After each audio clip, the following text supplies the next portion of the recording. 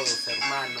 Sí, para mi familia, para su familia, para todos en general. Ya, va de nuevo, la cosa va de nuevo, oye. Entonces mira que tan solo no hagas que te degolle. A mis rivales para todos en generales, mientras que tan solo fluyo son instrumentales. Va, entonces mira un freestyle. Lo hacemos y de nuevo caos y te es lo que hay. Mi causa le va a meter también a free, igual que yo también, mira, de esta manera nací. Yo, para el freestyle yo nací. Entonces hoy día, mira, voy a hacer el free.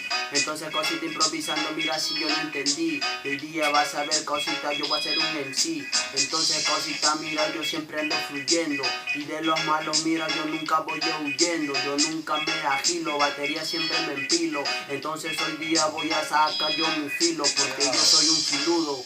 Yo soy un filudo, improvisando causa, mira, yo no soy conchudo. Entonces batería yo nunca me hago un nudo, pero igual causita, che, no seas boludo. Su causita, yo tampoco, mira, no me ayudo. Y tan solo, mira, que tan solo puedo sonar rudo. A Jesús le pido su ayuda y lo ayudo, mientras que tan solo la letra puede sonar aguda. Entonces no me importa grabarlo con el celular, tan solamente podemos improvisar.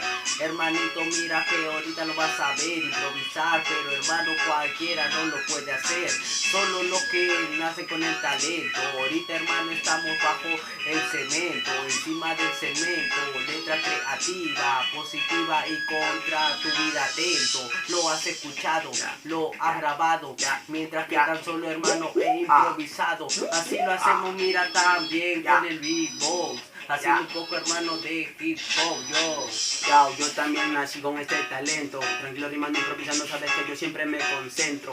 Hoy día vas a ver cómo yo saco ya mi don, tranquilo rimando, improvisando, vas a saber saco mi flow, porque sabes que yo tengo un flow que es necesario. Yo aporto a las rimas, mira, no soy adversario, batería solamente hago rap de calendario.